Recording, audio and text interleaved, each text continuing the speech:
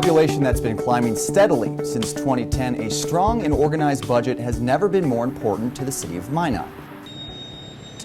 Whether it's planning a large-scale project, ensuring citizens clean drinking water, or protecting and serving, the city has to prioritize far in advance to ensure a balanced budget for the coming year. So it has to be very carefully thought out. We have to know what we're asking for, and then we have to pretty much live by our budget. Inside the city budget, you'll see 6 separate funds. Most of them very self-explanatory, like the Special Revenue Fund, Agency Fund, Debt Service Fund, and the Capital Project Fund. But there's 2 that stand out, the General Fund and the Enterprise Fund. Well, those differences are fairly simple as well. Sure, the General Fund gets funded by property tax, and the Enterprise Fund basically is something that makes money. The Enterprise Fund consists of revenue-generating departments, such as the Minot International Airport, the Water Department, and the cemetery. All of those departments are often self-sustaining, meaning they charge for their service to help them operate throughout a fiscal year. Hopefully people understand that, based on the costs to treat water, provide the water, the staff that has to go with it, and maintain the water, the sewer lines and everything like that. That's all taken into consideration when the water and sewer rates are calculated. Same thing with the garbage. Because there are some cities in the United States that those are private. The General Fund contains day-to-day operational costs for several different departments. Departments like the City Manager's Office, the Police Department, and Engineering, all of which do not generate income. The general fund budgets are laid out by department. In these departments, for example, finance is one of them, human resources is one of them. They're departments that actually provide services to all of the other departments in the city. So they're general fund departments, and each department has a page in the budget and what their salaries are, their staff, and then again what their needed expenses are. Their revenues are either come from, like I said, property tax, or from grants, or from some other intergovernmental agency. State law does allow cities to transfer up to 20% of revenues from utility funds to the general fund to help cover administrative costs. In 2016, just under 12% was transferred.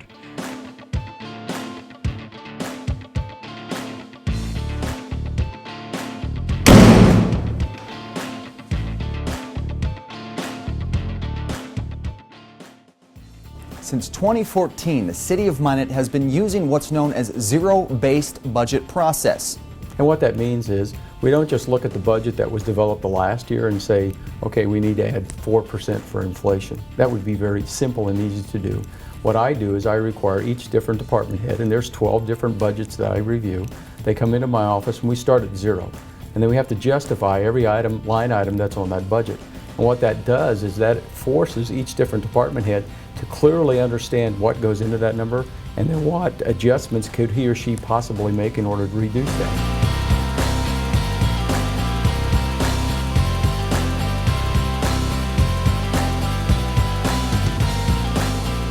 The general fund is funded by multiple sources. 30% comes from property tax, 31% from other governmental sources, 12% from various administration charges like building permits or court fees, and the final 27%, well, that comes from miscellaneous avenues, things like governmental bonds, special assessments, and in some cases, federal funds. Occasionally we get money from the federal government, such as with the National Disaster Resilience Competition, but that money is targeted to do specific things. So that money can't be used for property tax buy down or anything else within the community. It can't be used for flood protection. So it has specific things that we need to address. And as we look at those programs in 2017 and beyond, because the NDR in particular has a 6-year timeline, we'll be budgeting those projects and those programs into the infrastructure improvements within the city over the next 6 years, but that will not affect in any fiscal year the city's budget at all. As for property tax, when you own property, either residential or commercial, each year you pay a tax. The tax is based on a percentage of your property's total worth. The value is determined by the city assessor. Nothing happens in the property tax business until there's an assessed value on a home. Based off of the property value, the city assessor works with the county assessor to designate what's known as a mill levy. But a mill is in the textbooks, it's basically a tenth of a penny. It's 0.001. 10 mills would be 0.010. 100 mills would be 0.100. A mill levy, otherwise known as just a mill, is 9% from half of the value of that property. Based off of 2015's numbers, 1 mill equals $225,500. Now to break this down, if your home is valued at $150,000, you divide that in half. This puts us at $75,000. You take 9% from that, and that equals $6,750. This means the value of that $150,000 home is just over 0.08 total city mills. Now that means the property owner had to pay $544.12 in property tax for the city's portion. Now a mill's value can actually change from year to year. 25 years ago, the combined mill levy in Minot, if you had a home, was about 440 mills. But that was 440 mills against a $70,000 house, was the average price of a house back then. Now we've got the average price of a house is $190,000, and our mill levy is down around $269. So, in theory, values have doubled somewhat, maybe over doubled in those years, 20 to 25 years. But the mill levy has almost been cut back, not quite in half, but about 40%. And yet, they're still collecting, what they need. There is a one-year lag in the total mill value. So, the 2017's budget is based off the value from 2016, which remains flat, even though property value has changed. And I think what is sometimes also confusing too is that the assessed value of your home may go up, even though, for example, property taxes, the mill levy stays flat, but because the value of your home went up, when we make that calculation or that calculation is made for you, you could end up still paying more property tax even though there was no increase that year.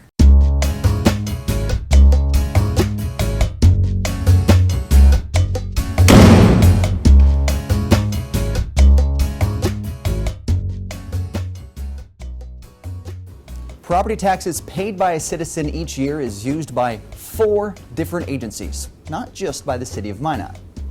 When people get their property tax bill at the beginning of the year, they look at it and they see a dollar amount. But what sometimes people don't realize is the fact that there's 4 different agencies that actually are part of that. The first one is the City of Minot, and that's the one that we're fiscally trying to address for next year. The second one is the school district, and the school district, with the amount of work that the schools has been doing in the last few years, that actually has been a little bit higher than the city's portion of that. Then you have the Ward County, and then you also have the Park District.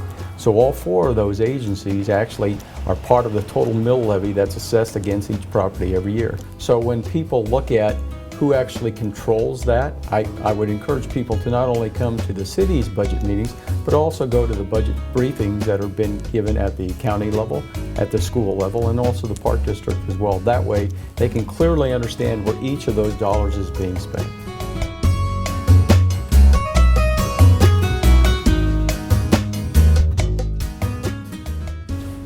If we were to compare the distribution among the 4 entities, the City of Minot received just under 30% of the property taxes levied in 2015.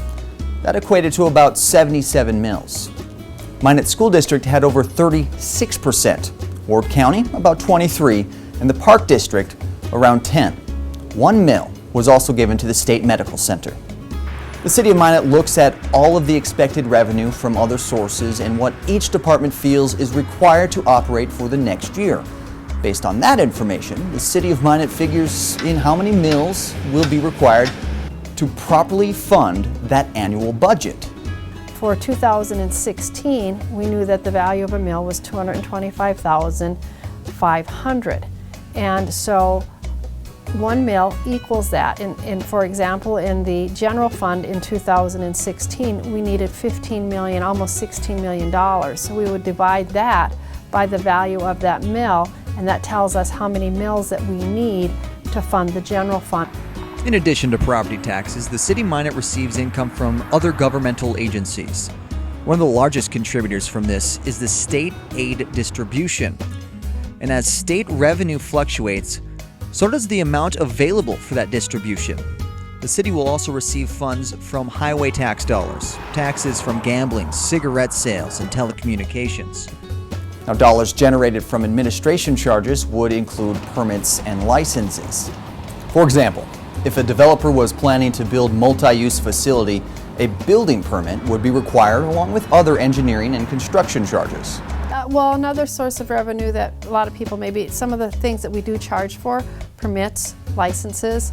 Say if you were a plumber, you have to be licensed in the City of Minot, so we collect there. Special assessments may be levied for work in a development or a neighborhood. A special assessment is like a loan from the city to cover development costs.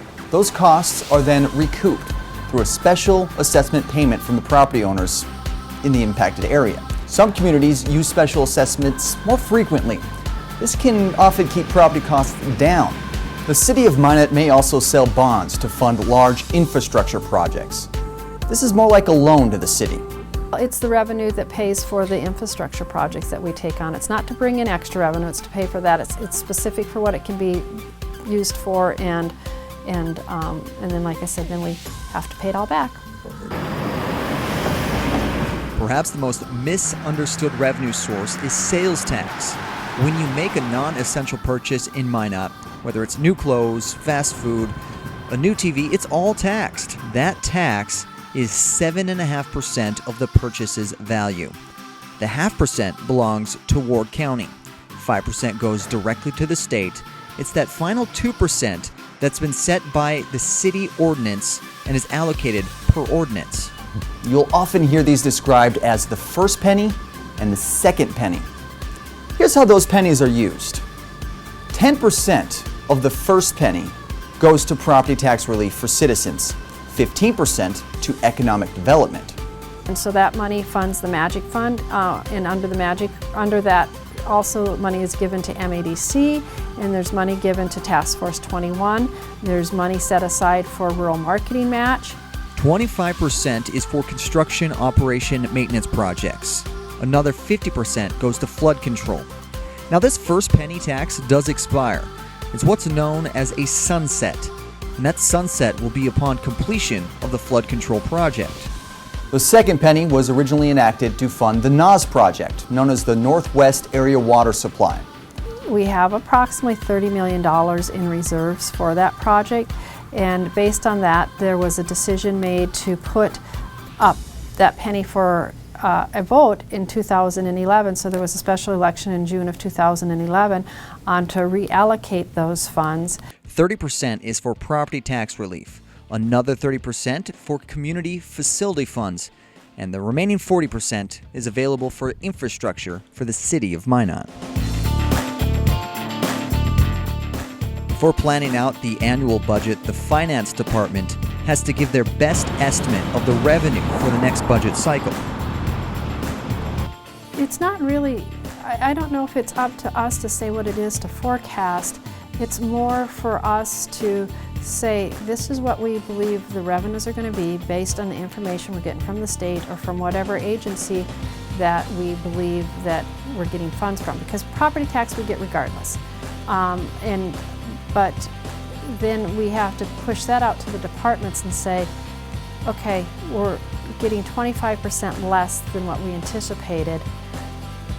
You're going to have to spend 25% less. And we allow them to make that determination on what they feel is more essential or has a higher priority within their own budget. So, now, when it comes to cutting the budget, it's up to each department to use zero-based funding process and decide what is absolutely necessary. the finance department doesn't go into any department and say, you have to cut this, this, and this. It's definitely up to that department head to make the determinations of what they can live with and what they can't live with. Because that would be inappropriate for us because we're not on the ground. We don't have full understanding of what they're doing and what they need to get done. Then, each department's budget is sent to the city manager, who decides if everything is in fact pertinent. is there any types of capital purchases or anything else that we could actually put out to the next year? Can we take something and extend it for a longer period of time as opposed to the period of time that's currently in the budget? We look at all those different aspects. And if there's something that we need to do long term, well, maybe instead of trying to accrue those funds in a 2 or 3 year period of time, maybe we need to take it out for 4 or 5 years in order that we can actually build that facility when the time comes, but we have to kick it down the road for a few years.